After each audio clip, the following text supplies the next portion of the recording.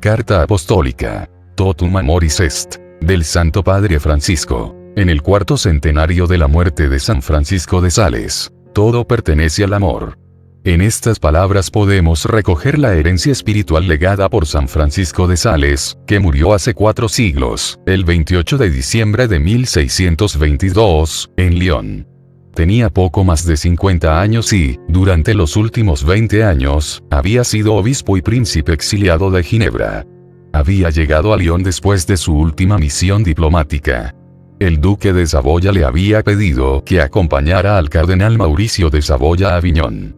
Juntos habrían rendido homenaje al joven rey Luis XIII, que regresaba a París, subiendo el valle del Ródano, luego de una victoriosa campaña militar en el sur de Francia. Cansado y con la salud deteriorada, Francisco se había puesto en camino por puro espíritu de servicio.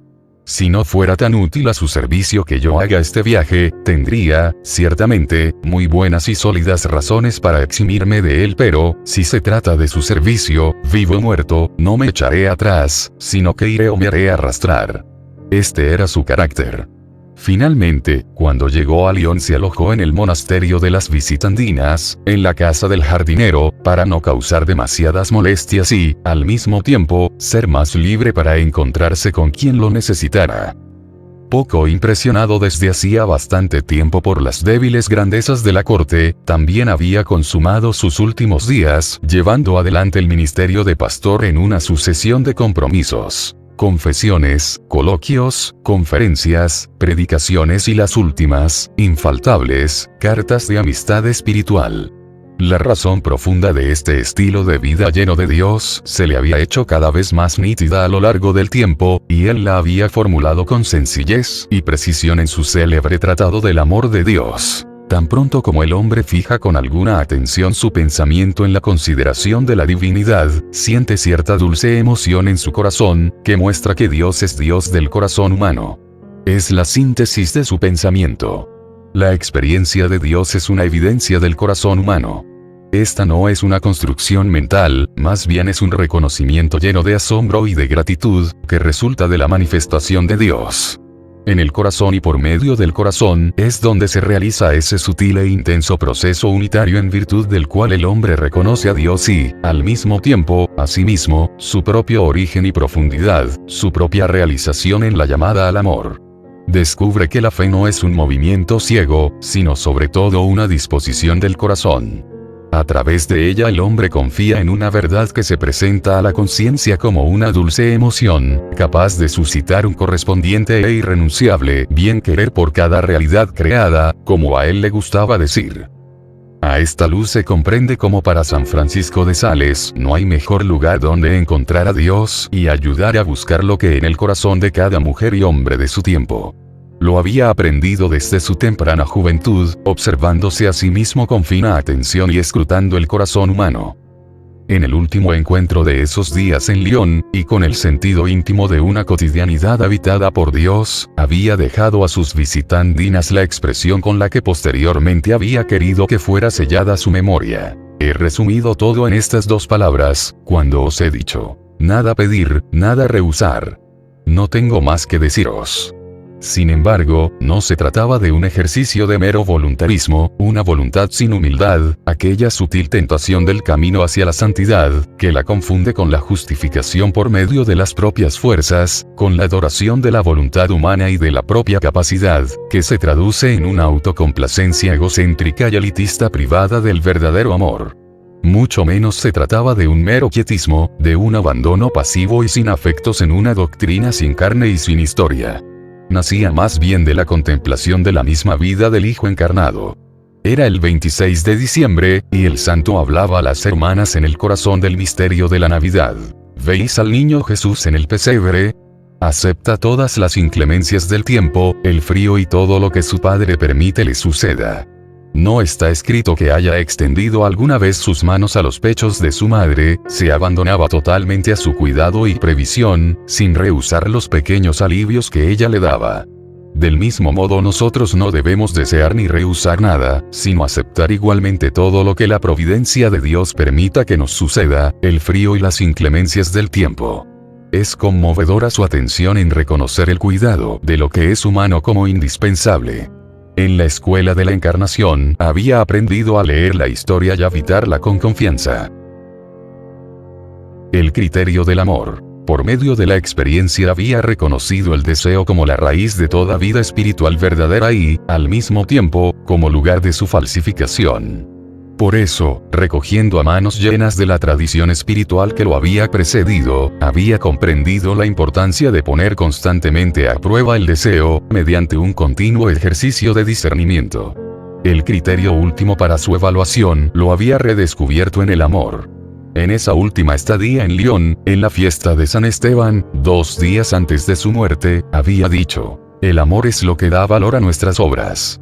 Os digo más aún. Una persona que sufre el martirio por Dios con una onza de amor, merece mucho, pues la vida es lo más que se puede dar. Pero si hay otra persona que solo sufre un golpe con 2 onzas de amor, tendrá mucho más mérito, porque la caridad y el amor son los que dan el valor a nuestras obras. Con sorprendente concreción había continuado ilustrando la difícil relación entre contemplación y acción. Sabéis o debéis saber que la contemplación es mejor que la acción y la vida activa. Pero si en esta hay más unión con Dios, entonces es mejor que aquella. Si una hermana que está en la cocina, manejando la sartén junto al fuego, tiene más amor y caridad que otra, el fuego material no le quitará el mérito, al contrario, le ayudará y será más grata a Dios. Con bastante frecuencia se está tan unido a Dios en la acción como en la soledad.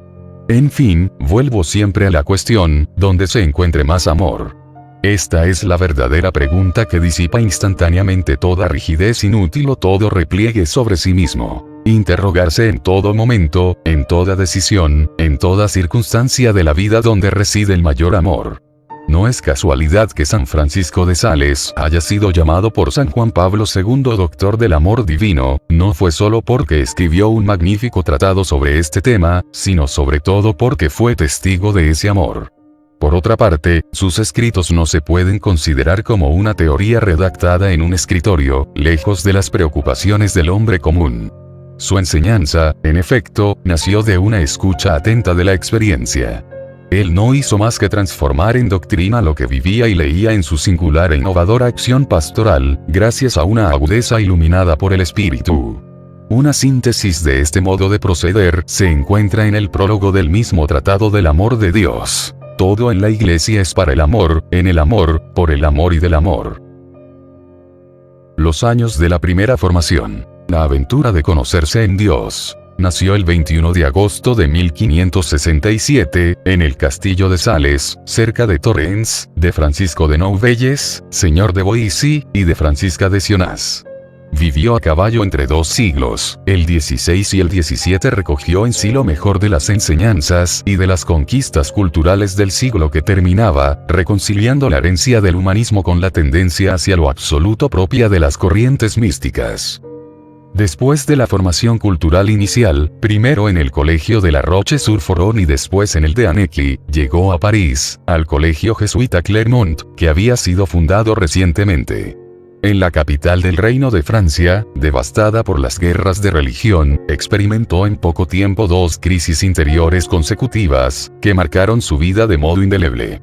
Esa ardiente oración hecha en la iglesia de Saint-Étienne-des-Grès, frente a la Virgen Negra de París, en medio de la oscuridad, le encenderá en el corazón una llama que permanecerá viva en él para siempre, como clave de lectura de su propia experiencia y de la de otros.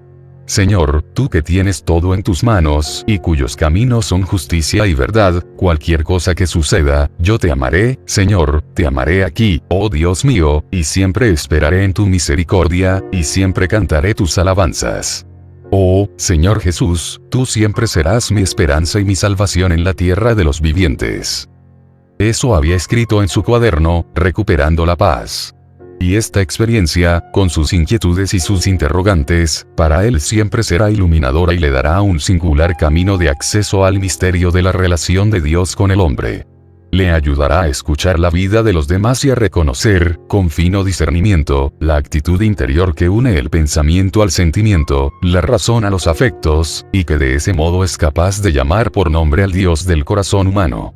Por este camino Francisco no corrió el peligro de atribuir un valor teórico a la propia experiencia personal, absolutizándola, sino que aprendió algo extraordinario, fruto de la gracia, a leer en Dios lo vivido por él y por los demás. Aunque nunca haya pretendido elaborar un sistema teológico propiamente dicho, su reflexión sobre la vida espiritual tuvo una notable dignidad teológica.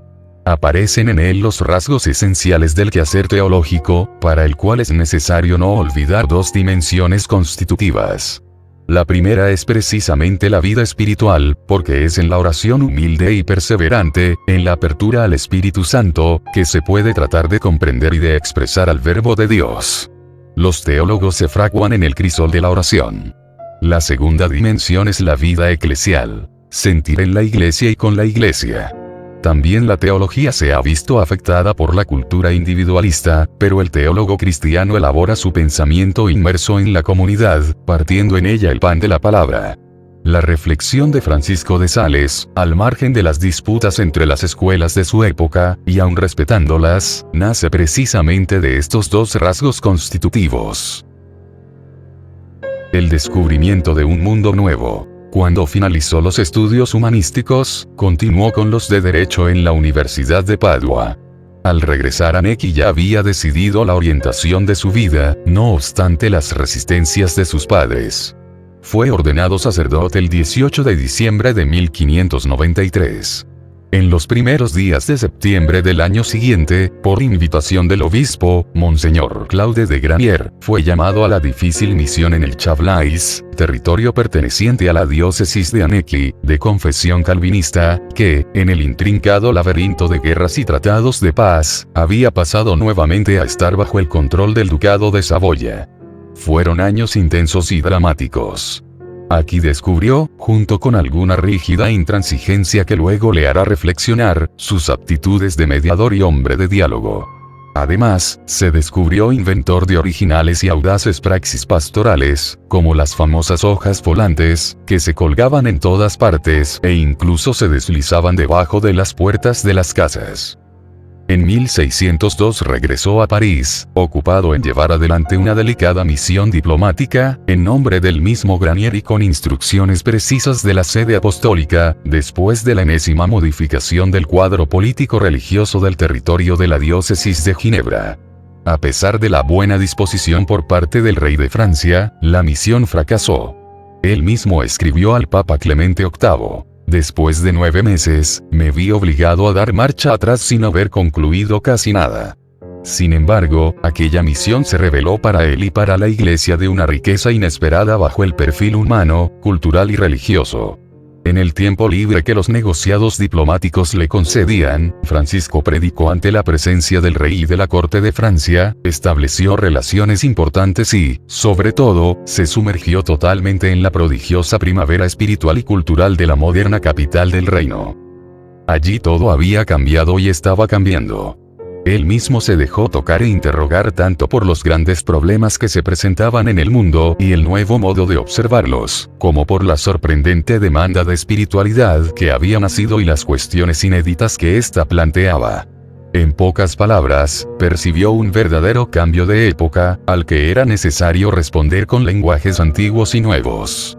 Ciertamente, no era la primera vez que encontraba cristianos fervorosos, pero se trataba de algo distinto. No era la París devastada por las guerras de religión, que había visto en sus años de formación, ni la lucha encarnizada librada en los territorios del Chablais.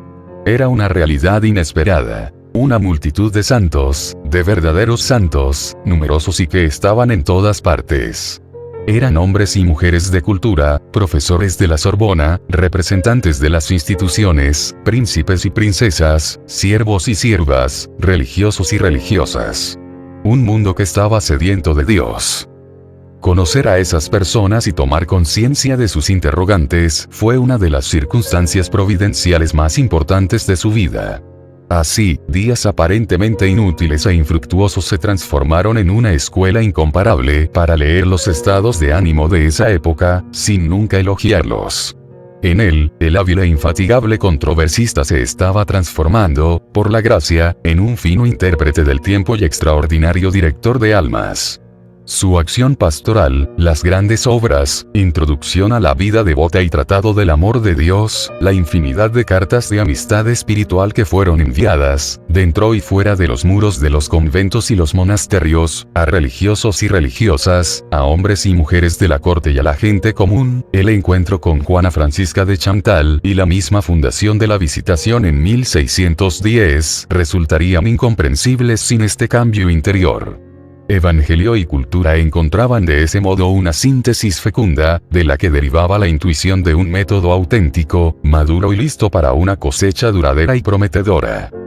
En una de las primeras cartas de dirección y amistad espiritual que Francisco de Sales envió a una de las comunidades que visitó en París, mencionaba, con humildad, un método suyo, que se diferenciaba de los demás, con vistas a una verdadera reforma.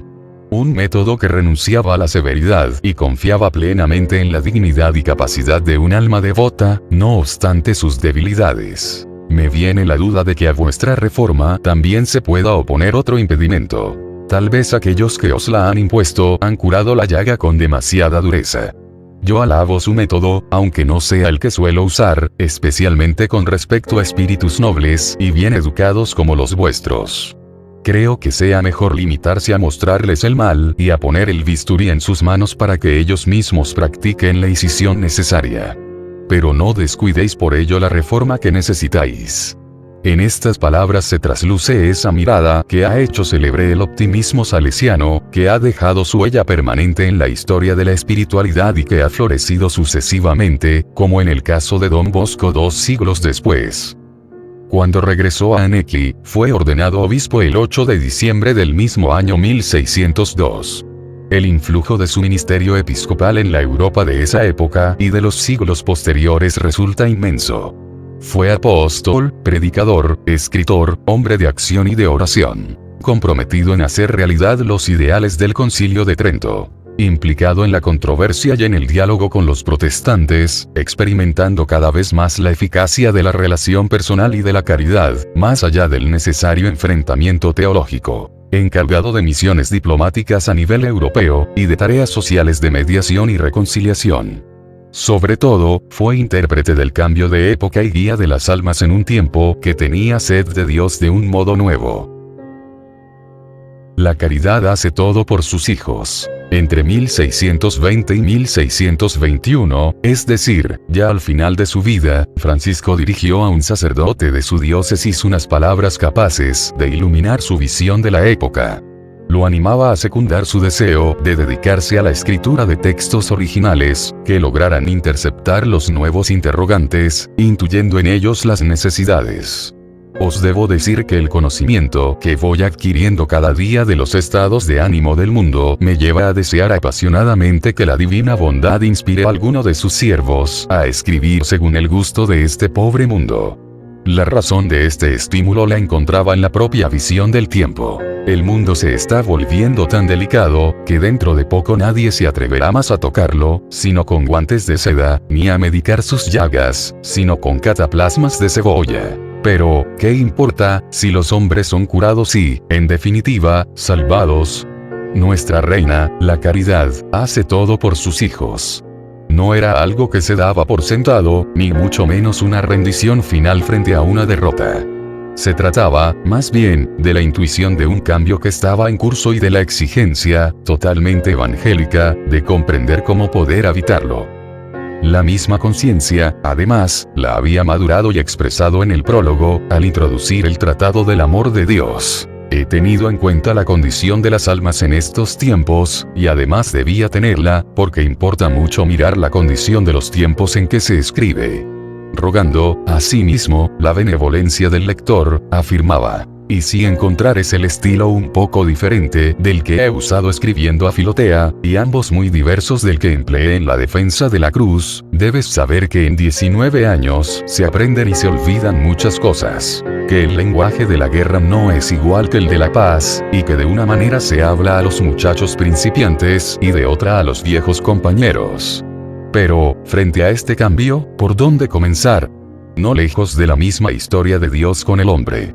De aquí el objetivo final de su tratado. Mi pensamiento ha sido tan solo exponer sencilla y llanamente, sin artificios ni aderezos de estilo, la historia del nacimiento, progreso, decadencia, operaciones, propiedades, beneficios y excelencias del amor divino.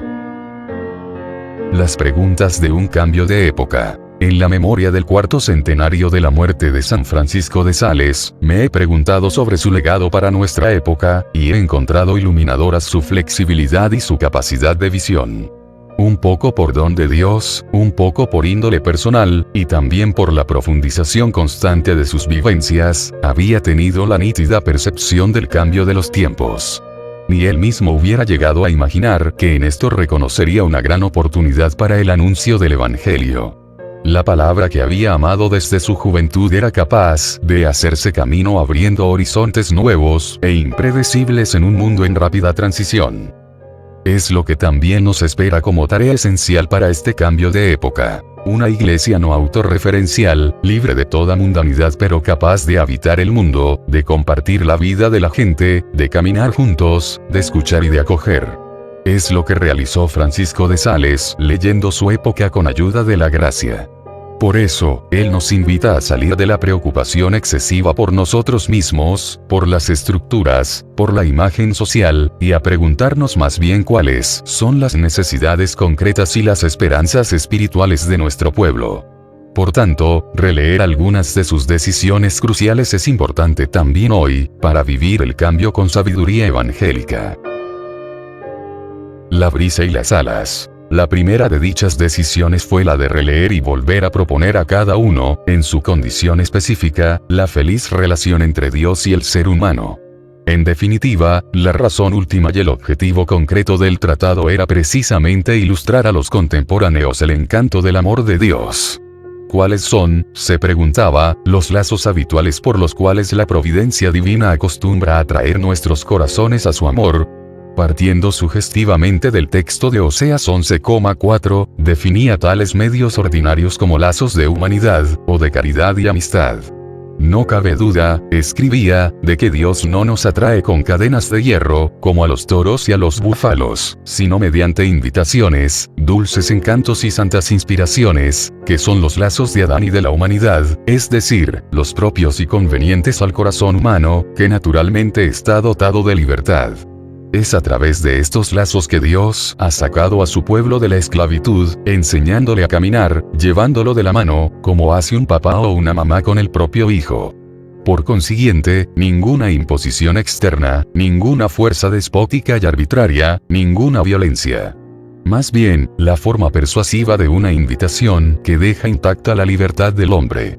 La gracia, proseguía, pensando ciertamente en tantas historias de vida que había conocido, tiene fuerza, no para obligar, sino para atraer el corazón. Ejerce una santa violencia, no para vulnerar, sino para enamorar nuestra libertad.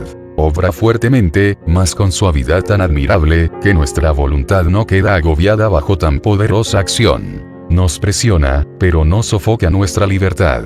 Así, pues, en medio de toda su fuerza, podemos consentir o resistir a sus impulsos, según nos place. Poco antes había bosquejado dicha relación utilizando el curioso ejemplo del ápodo. Hay cierta clase de pájaros, o teótimo, a los cuales Aristóteles llama ápodos, esto es, sin pies, porque, teniendo las piernas extremadamente cortas y los pies sin fuerza, no les sirven más que si realmente no los tuvieran. Por donde sucede que, si una vez caen a tierra, permanecen como clavados en ella, sin que puedan nunca por sí mismos recobrar el vuelo, porque, no pudiéndose valer de sus piernas ni de sus pies, no tienen medio ninguno para tomar impulso y lanzarse de nuevo al aire.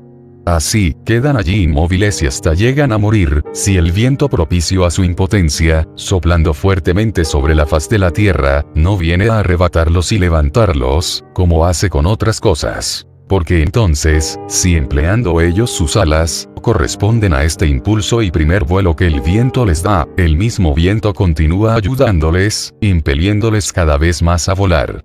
Así es el hombre, hecho por Dios para volar y desplegar todas sus potencialidades en la llamada al amor, corre el riesgo de volverse incapaz de levantar el vuelo cuando cae a tierra y no acepta volver a abrir las alas a la brisa del espíritu. Esta es, pues, la forma a través de la cual la gracia de Dios se concede a los hombres, la de los preciosos y muy humanos vínculos de Adán. La fuerza de Dios no deja de ser absolutamente capaz de restablecer el vuelo y, sin embargo, su dulzura hace que la libertad de consentimiento no sea violada o inútil. Corresponde al hombre levantarse o no levantarse. Aunque la gracia lo haya tocado para despertarlo, sin él, ésta no quiere que el hombre se levante sin su consentimiento. De esa manera obtiene su reflexión conclusiva. Las inspiraciones, o teótimo, nos previenen, y antes de que hayamos pensado en ellas, experimentamos su presencia, mas después de haberlas sentido, a nosotros toca consentir, secundándolas y siguiendo sus impulsos, o disentir y rechazarlas. Ellas se hacen sentir en nosotros y sin nosotros, pero no obtienen el consentimiento sin nosotros. Por lo tanto, la relación con Dios se trata siempre de una experiencia de gratuidad que manifiesta la profundidad del amor del Padre. Ahora bien, esta gracia nunca hace al hombre pasivo, sino que lleva a comprender que estamos precedidos radicalmente por el amor de Dios, y que su primer don consiste precisamente en haber recibido su mismo amor. Pero cada uno tiene el deber de cooperar en su propia realización, desplegando con confianza las propias alas a la brisa de Dios. Aquí vemos un aspecto importante de nuestra vocación humana. El mandato de Dios a Adán y Eva en el relato del Génesis es ser fecundos. La humanidad ha recibido el mandato de cambiar, construir y dominar la creación en el sentido positivo de crear desde y con ella. Entonces, el futuro no depende de un mecanismo invisible en el que los humanos son espectadores pasivos. No, somos protagonistas, somos, forzando la palabra, co-creadores. Francisco de Sales lo comprendió bien y trató de transmitirlo en su ministerio de guía espiritual. La verdadera devoción. Una segunda y gran decisión crucial fue la de haberse centrado en la cuestión de la devoción. También en este caso, el nuevo cambio de época había formulado no pocos interrogantes, tal como ocurre en nuestros días. Dos aspectos en particular requieren que sean comprendidos y revitalizados también hoy. El primero se refiere a la idea misma de devoción, el segundo, a su carácter universal y popular. Indicar, ante todo, qué se entiende por devoción es la primera consideración que encontramos al comienzo de Filotea. Es necesario que conozcas, desde el principio, en qué consiste la virtud de la devoción, pues son numerosas las devociones falsas e inútiles y solo hay una verdadera, que, si no la conoces, podrías sufrir engaño determinándote a seguir alguna devoción inconveniente y supersticiosa. La descripción de Francisco de Sales acerca de la falsa devoción, en la que no nos es difícil reconocernos, es amena y siempre actual, sin dejar fuera una pizca eficaz de sano sentido del humor. El que se siente inclinado a ayunar se considerará muy devoto si no come, aunque su corazón esté lleno de rencor. Y mientras por sobriedad no se atreve a mojar su lengua, no digo en vino, pero ni siquiera en agua, no temerá teñirla en la sangre del prójimo mediante maledicencias y calumnias. Otro se creerá devoto porque reza diariamente un sinnúmero de oraciones, aunque después su lengua se desate de continuo en palabras insolentes, arrogantes e injuriosas contra sus familiares y vecinos.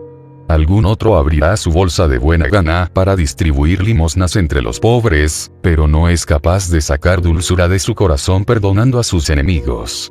Aquel perdonará a sus enemigos, pero no saldará sus deudas si no es apremiado por la justicia.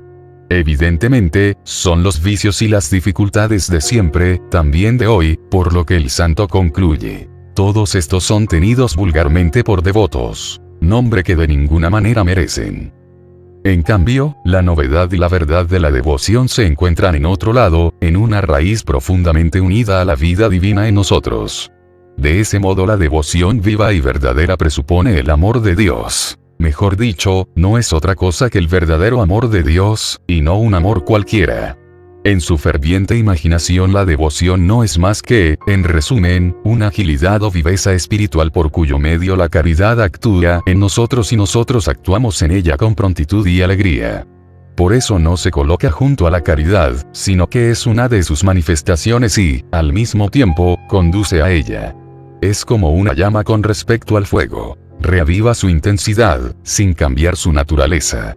En conclusión, se puede decir que entre la caridad y la devoción no existe mayor diferencia que entre la llama y el fuego. Siendo la caridad fuego espiritual, cuando está bien inflamada, se llama devoción. Así que la devoción nada añade al fuego de la caridad fuera de la llama que la hace pronta, activa, diligente, no solo en la observancia de los mandamientos, sino también en el ejercicio de los consejos e inspiraciones celestiales.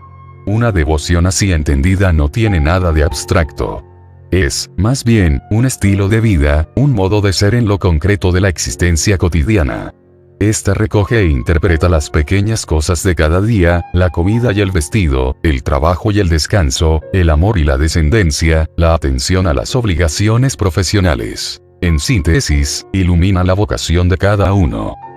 Aquí se intuye la raíz popular de la devoción, afirmada desde las primeras líneas de Filotea. Casi todos los que hasta ahora han tratado de la devoción, se han dirigido a los que viven alejados de este mundo o, por lo menos, han trazado caminos que empujan a un absoluto retiro. Mi intención es instruir a los que viven en las ciudades, con sus familias, en la corte y, por su condición, están obligados, por las conveniencias sociales, a vivir en medio de los demás. Es por ello que está muy equivocado quien piensa en relegar la devoción a algún ámbito protegido o reservado. Esta es, más bien, de todos y para todos, donde quiera que estemos, y cada uno la puede practicar según la propia vocación. Como escribía San Pablo VI en el cuarto centenario del nacimiento de Francisco de Sales, la santidad no es prerrogativa de una clase o de otra, sino que a todos los cristianos se les dirige esta invitación apremiante. Amigo, siéntate en un lugar más destacado. Lucas 14:10. Todos están vinculados por el deber de subir al monte de Dios, aunque no todos por el mismo camino. La devoción se ha de ejercitar de diversas maneras, según que se trate de una persona noble o de un obrero, de un criado o de un príncipe, de una viuda o de una joven soltera, o bien de una mujer casada. Más aún, la devoción se ha de practicar de un modo acomodado a las fuerzas, negocios y ocupaciones particulares de cada uno.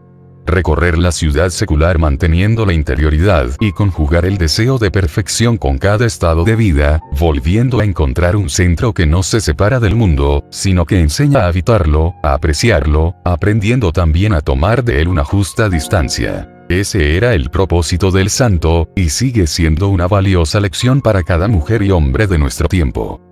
Este es el tema conciliar de la vocación universal a la santidad. Todos los fieles, de cualquier condición y estado, fortalecidos con tantos y tan poderosos medios de salvación, son llamados por el Señor, cada uno por su camino, a la perfección de aquella santidad con la que es perfecto el mismo Padre Celestial. Cada uno por su camino.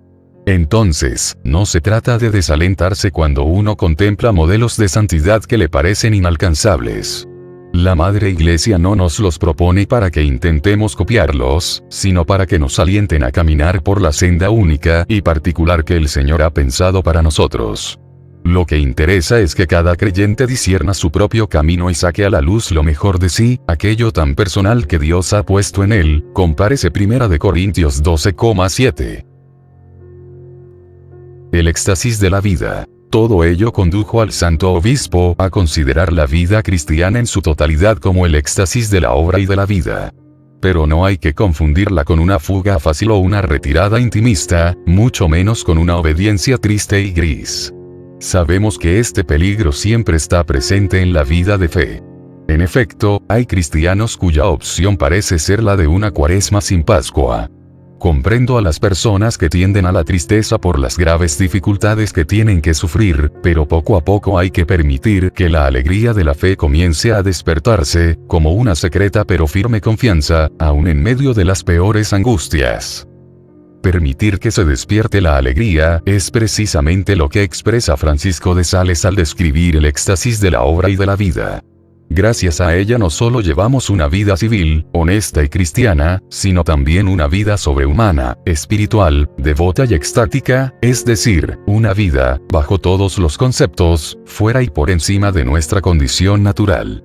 Nos encontramos aquí en las páginas centrales y más luminosas del tratado.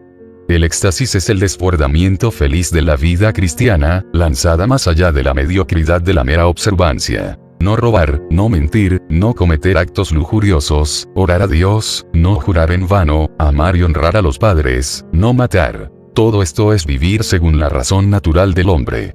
Mas dejar todos nuestros bienes, amar la pobreza, buscarla y estimarla como la más deliciosa señora, tener los oprobios, desprecios, humillaciones, persecuciones y martirios por felicidad y dicha, contenerse en los términos de una absoluta castidad, y, en fin, vivir en medio del mundo y en esta vida mortal en oposición a todas las opiniones y máximas mundanas, y contra la corriente del río de esta vida, con habitual resignación, renuncias y abnegaciones de nosotros mismos, todo esto no es vivir humana, sino sobrehumanamente. No es vivir en nosotros, sino fuera de nosotros y sobre nosotros. Y porque nadie puede salir de este modo sobre sí mismo si el Padre Eterno no le atrae, por eso este género de vida debe ser un rapto continuo y un éxtasis perpetuo de acción y de operación. Es una vida que, ante toda aridez y frente a la tentación de replegarse sobre sí, ha encontrado nuevamente la fuente de la alegría. En efecto, el gran riesgo del mundo actual, con su múltiple y abrumadora oferta de consumo, es una tristeza individualista que brota del corazón cómodo y avaro, de la búsqueda enfermiza de placeres superficiales, de la conciencia aislada.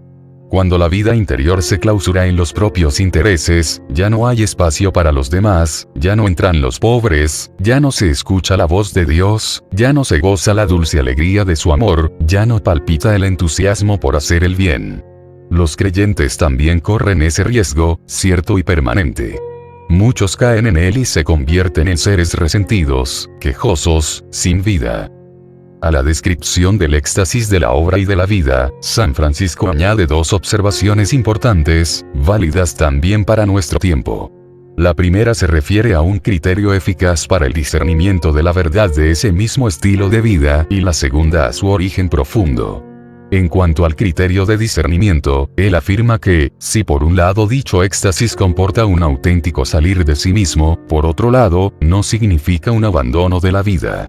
Es importante no olvidarlo nunca, para evitar peligrosas desviaciones. En otras palabras, quien presume de elevarse hacia Dios, pero no vive la caridad para con el prójimo, se engaña a sí mismo y a los demás. Volvemos a encontrar aquí el mismo criterio que él aplicaba a la calidad de la verdadera devoción. Cuando se ve a una persona que en la oración tiene raptos por los cuales sale y sube encima de sí misma hasta Dios, y, sin embargo, no tiene éxtasis en su vida, esto es, no lleva una vida elevada y unida a Dios, sobre todo, por medio de una continua caridad, créanme que todos estos raptos son grandemente dudosos y peligrosos. Su conclusión es muy eficaz. Estar sobre sí mismo en la oración y bajo sí mismo en las obras y en la vida, ser angélico en la meditación y bestial en la conversación, es una señal cierta de que tales raptos y tales éxtasis no son más que ardides y engaños del espíritu maligno.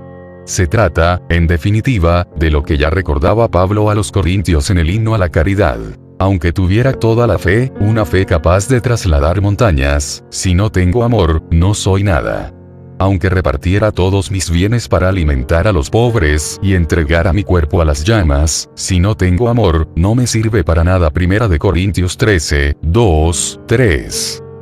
Por tanto, para San Francisco de Sales la vida cristiana nunca está exenta de éxtasis y, sin embargo, el éxtasis no es auténtico sin la vida. En efecto, la vida sin éxtasis corre el riesgo de reducirse a una obediencia opaca, a un evangelio que ha olvidado su alegría. Por otra parte, el éxtasis sin la vida se expone fácilmente a la ilusión y al engaño del maligno. Las grandes polaridades de la vida cristiana no se pueden resolver la una en la otra. En todo caso, una mantiene a la otra en su autenticidad. De ese modo, la verdad no es tal sin justicia. La satisfacción, sin responsabilidad. La espontaneidad, sin ley. Y viceversa. Por otra parte, en cuanto al origen profundo de este éxtasis, él lo vincula sabiamente al amor manifestado por el Hijo encarnado. Sí, por un lado, es verdad que el amor es el primer acto y el principio de nuestra vida devota o espiritual por el cual vivimos, sentimos y nos movemos y, por otro lado, que nuestra vida espiritual consiste toda en nuestros movimientos afectivos. Está claro que un corazón que no tiene afecto, no tiene amor, como también que un corazón que tiene amor, no puede estar sin movimiento afectivo.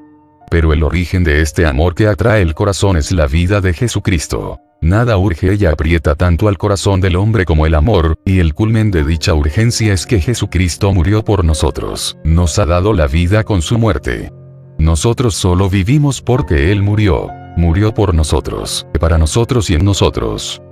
Es conmovedora esta indicación que, más allá de una visión iluminada y no evidente de la relación entre Dios y el hombre, manifiesta el estrecho vínculo afectivo que unía al Santo Obispo con el Señor Jesús. La verdad del éxtasis de la vida y de la acción no es genérica, sino que se manifiesta según la forma de la caridad de Cristo, que culmina en la cruz. Este amor no anula la existencia, sino que la hace brillar de una manera extraordinaria. Es por ello que, con una imagen muy hermosa, San Francisco de Sales describía el Calvario como el monte de los amantes. Allí, y solo allí, se comprende que no se puede tener la vida sin el amor, ni el amor sin la muerte del Redentor. Mas, fuera de allí, todo es o muerte eterna o amor eterno, y toda la sabiduría cristiana consiste en elegir bien. De esta manera puede cerrar su tratado, remitiendo a la conclusión de un discurso de San Agustín sobre la caridad. ¿Qué hay más fiel que el amor, no al servicio de la vanidad, sino de la eternidad? En efecto, tolera todo en la vida presente, porque cree todo lo referente a la vida futura, y sufre todo lo que aquí le sobreviene, porque espera todo lo que allí se le promete. Con razón nunca desfallece. Así, pues, perseguid el amor y, pensando devotamente en él, aportad frutos de justicia. Y cualquier alabanza que vosotros hayáis encontrado más exuberante de lo que yo haya podido decir, muéstrese en vuestras costumbres. Esto es lo que nos deja ver la vida del Santo Obispo de Annecy, y que se nos entrega nuevamente a cada uno. Que la celebración del cuarto centenario de su nacimiento al cielo nos ayude a hacer de ello devota memoria. Y que, por su intercesión, el Señor infunda con abundancia los dones del Espíritu en el camino del santo pueblo fiel de Dios. Roma, San Juan de Letrán, 28 de diciembre de 2022. Francisco.